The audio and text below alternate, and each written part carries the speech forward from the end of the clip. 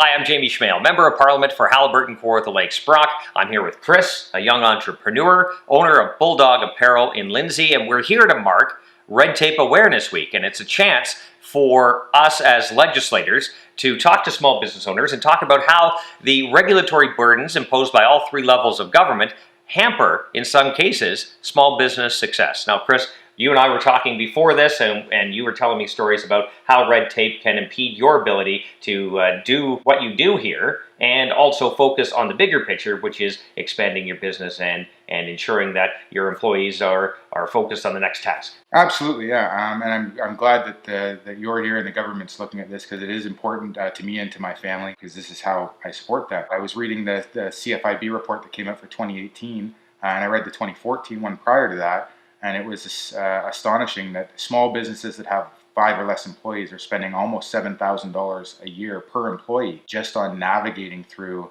regulations and meeting them. And that's an awful pile of money that you're going to put either into hiring CPAs to make sure you're doing it right, or using resources or time. And time is a big one. Make sure that you're meeting all of the regulations and jumping through all the hoops that are required, rather than focusing on your core business and getting out there and finding new clients or keeping clients happy, and focusing on the things that will really generate more economy and wealth for you and your employees. Absolutely. So this Canadian Federation of Independent Business, you mentioned, they estimate thousands of hours, billions of dollars just wasted on government forms. Now, I'm sure there are many nights you're up late around the kitchen table when you'd rather be spending time with your family trying to understand these forms and make sure they're filled out properly so that you can do what you do best, which is run a business. Definitely, there's a lot of time that I do that.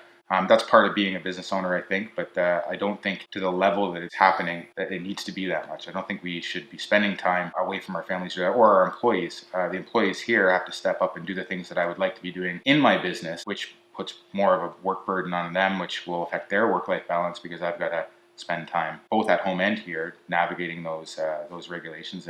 And the information isn't easy to access. It's multiple calls. If I have questions or concerns, thank goodness for the CFIB. But if they don't know, or I have to call the CRA as an example, there's a lot of time spent waiting to get answers or calling back or being transferred between departments, things like that. That takes up a lot of time, and it's not productive time, right? That doesn't give any return back to the business. So when I'm traveling around the riding and beyond, talk to small business owners all the time, and I'm sure you do in your circles. And in a lot of cases, these business owners would love to have their children step into the business when they retire. Obviously, red tape, regulations, over-regulations is a deterrent for that. Do you feel the same way? Absolutely, yeah. I would love for my children to go to university, go out and get a job doing something else. I certainly don't hope that they come into the business here down the road for a number of reasons. One, the red tape and just the costs associated with operating a small business are going up. It's harder to operate a small business today than I think it was in decades past, and I don't think that necessarily the culture around operating a small business is very favorable or looking like it's going to get very favorable in the near future. So I'm not complaining. I love doing it, but I would certainly like a better opportunity for my kids. And I think that speaks volumes, especially in a rural community such as this. It's all small business. So we want people to start businesses and allow the environment that is able to allow small businesses to succeed. So, if we want young people to stay in our rural communities, we need to have small business here.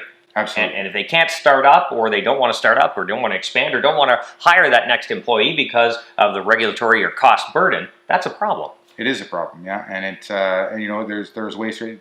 This is the first step, I guess, that you're a member of parliament and you're interested in this problem. So that gives me hope. Hopefully things do get better, and we're able to spend less time focusing on proving that we're doing things the way that the government would like us to do, and more time doing it right. Well, thank you so much, Kris, for joining us. And again, it's Red Tape Awareness Week, talking about how the regulatory burdens imposed on small business by all three levels of government can impede their success and their ability to create jobs, wealth, and opportunity in our communities.